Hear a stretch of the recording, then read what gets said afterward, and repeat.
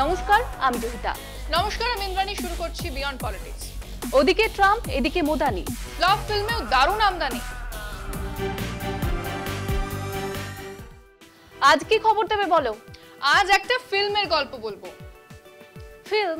কোন ফিল্ম? কি নিয়ে?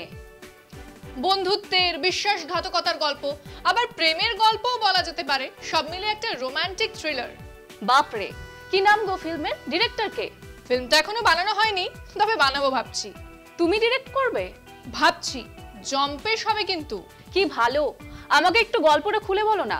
গল্পটা বোঝার আগে তোকে কিছু খবর দিয়ে দিই। কি খবর দাও তো। ট্রাম্প আবার মন্তব্য করেছেন, আবার অস্বস্তিতে পড়েছে মোদী সরকার। কি মন্তব্য করলেন আবার? বলেছেন ভারত রাশিয়ার থেকে তেল কিনবে না বলে দিয়েছে। সে কি, ভারত এরকম কিছু বলেছে নাকি? না, ট্রাম্প দাবি করেছেন মোদী খুব ভালো বন্ধু, ভারত রাজি হয়েছে রাশিয়া থেকে তেল না কেনার। আর মোদিজি কিছু বলেননি? না, প্রত্যেকবারের মতো মোদিজি চুপ।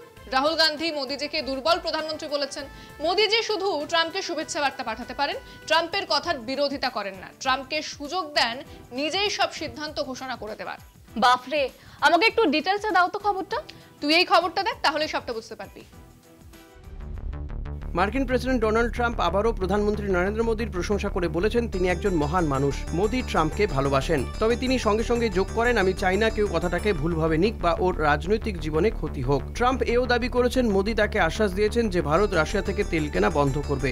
তার ভাষায়, এটা রাশিয়াকে ইউক্রেন যুদ্ধ থেকে বিচ্ছিন্ন করার বড় পদক্ষেপ। অপারেশন সিঁদুরের যুদ্ধবিরতি ক্রেডিট নেওয়া হোক বা ভারতকে বাণিজ্যিক চাপ দেওয়া, ভারত সরকার কিছু বলার আগেই ট্রাম্প বারবার নিজে থেকেই সব ঘোষণা করে দিয়েছেন। 11ই অক্টোবর নয়াদিল্লিতে মার্কিন রাষ্ট্রদূত মনোনীত সার্জিও গর প্রধানমন্ত্রীর সঙ্গে সাক্ষাৎ করেন এবং ট্রাম্পের স্বাক্ষরিত একটি ছবি উপহার দেন, যাতে লেখা ছিল, mister prime minister, you are great.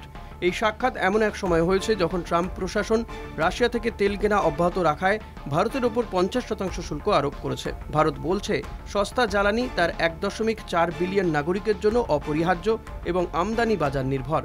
বাজার বিশ্লেষক সংস্থা কেপলার জানিয়েছে, সেপ্টেম্বর মাসে ভারতের মোট তেল আমদানির 34% এখনও রাশিয়া থেকেই এসেছে, প্রায় 1.6 মিলিয়ন ব্যারেল প্রতিদিন। এটি প্রমাণ করে যে বাস্তবে ভারতের রাশিয়া থেকে তেল আমদানি বন্ধ হয়নি। লোকসভার বিরোধী দলনেতা রাহুল গান্ধী বলেছেন মোদী ট্রাম্পকে ভয় পান এবং কংগ্রেস অভিযোগ করেছে যে মোদী দেশের মর্যাদা ক্ষুণ্ণ করেছেন ব্যক্তিগত সম্পর্ক রক্ষায়।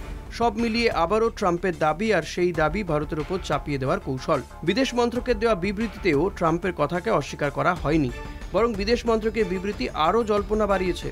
বিদেশ মন্ত্রকের তরফে রণধীর জয়সওয়াল বলেছেন, তেল আমদানির ক্ষেত্রে ভারতীয় গ্রাহকদের স্বার্থ রক্ষার জন্যই সিদ্ধান্ত নেওয়া হবে, কিন্তু ট্রাম্পের দাবি বা ভবিষ্যতে বাণিজ্যিক সমীকরণ নিয়ে কোনো ইঙ্গিত দেওয়া হয়নি বিদেশ মন্ত্রকের তরফে। কিন্তু ট্রাম্পকে মোদিজি ভয় পান কেন? নিন্দুকেরা এই বিষয়ে মতামত রাখে। কি মতামত? আদানির টিকি বাধা আছে মার্কিন এজেন্সির হাতে, তাই মোদিজি ট্রাম্পকে সমঝে চলে। আদানির টিকি বাধা আছে কি করে? ঘুষ কেলেঙ্কারিতে গৌতম আদানি আর সাগর আদানির নামে কেস চলছে আমেরিকায়। আর তাই মোদিজি চুপ থাকেন, তাই তো? হ্যাঁ, এবার এসব বলার পেছনে কারণও আছে। কি কারণ? মার্কিন এজেন্সি ভারত সরকারকে বহুবার আদানিদের সমন পাঠাতে বললেও ভারত সরকার তা করেনি। একবারও আদানিদের সমন পাঠায়নি মোদী সরকার।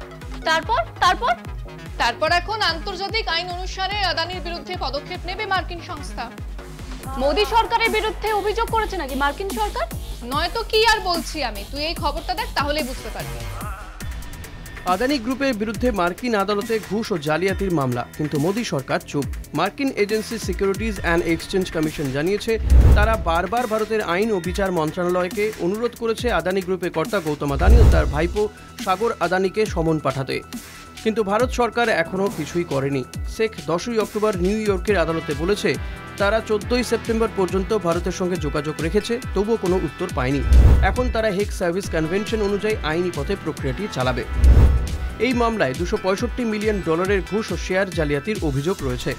2024 সালে ব্রুকলিনের প্রসিকিউটররা অভিযোগ করেন, আদানি গ্রুপ ভারতে কিছু সরকারি কর্মকর্তাকে ঘুষ দিয়েছিল যাতে তারা আদানি গ্রিন এনার্জির উৎপাদিত বিদ্যুৎ কেনে। এরপর শেখ জানায়, আদানি কর্মকর্তারা মার্কিন বিনিয়োগকারীদের ভুল তথ্য দিয়েছেন এবং বলেছেন যে তাদের কোম্পানিতে কোনো দুর্নীতি নেই। এখনও পর্যন্ত গৌতম আদানি ও সাগর আদানি ভারতে আছেন এবং যুক্তরাষ্ট্র তাদের হেফাজতে নিতে পারেনি। ভারতে মোদী সরকার এই বিষয়ে সম্পূর্ণ চুপ। আইন মন্ত্রণালয় কোনো উত্তর দেয়নি, যেন তারা ইচ্ছে করে এই মামলা ঠেকাতে চাইছে। এমন আচরণে মনে হচ্ছে সরকার আদানি গ্রুপকে রক্ষা করছে। অন্যদিকে আদানি গ্রুপ আগেও এই অভিযোগগুলোকে ভিত্তিহীন বলেছে এবং সব আইনি পথ অনুসরণের কথা বলেছে। জানুয়ারি 2025-এ তারা নিজেদের পক্ষে স্বাধীন আইন সংস্থা নিয়োগ করেছে। মার্কিন আদালতের এই মামলা এখন দেখিয়ে দিচ্ছে ভারতে বড় শিল্পপতিদের বিরুদ্ধে পদক্ষেপ নেওয়ার ইচ্ছে সরকারের নেই। মোদী সরকারের নীরবতা কেবল প্রশ্নই নয়, দেশের আইনি মর্যাদা ও ভাবমূর্তিকেও ক্ষতিগ্রস্ত করছে। সবই তো হলো, এবার ফিল্মের গল্পটা কি বলো? এতক্ষণ তো বললাম এটাই আমার ফিল্মের গল্প। মোদি, ট্রাম্প আর আদানি? হ্যাঁ, তিনটে হিরো, আর ভিলেন হলো রাহুল গান্ধী আর দেশের মানুষ। দেশের মানুষ ভিলেন কেন? দেশের মানুষ এগুলো নিয়ে প্রশ্ন করলেই ভিলেন। মোদি আদানি বন্ধুত্ব, মোদি ট্রাম্পের সম্পর্ক, এইসব নিয়ে জমজমাটি থ্রিলার হবে না? তা হবে বই কি। তা কি নাম রাখবে ফিল্মের? 2-3টে নাম ভেবেছি, ফাইনাল করিনি। কি কি নাম? আমেরিকায় মোদানি, দেশ আগে না বন্ধু আগে, আর এক ভীতু লোকের কথা। 3টে নামই চলবে, দৌড়বে। জানি তো, তবে একটাই ভয়। কি ভয়? ফিল্মটা বানালে দেশদ্রোহী বলে দেগে না দেওয়া হয়। বাপরে, চলো তবে এখানেই শেষ করি। বিয়ন্ড পলিটিক্স আজকের মতো এই পর্যন্ত। দেখতে থাকুন কলকাতা টিভি, রাত দিন 7 দিন।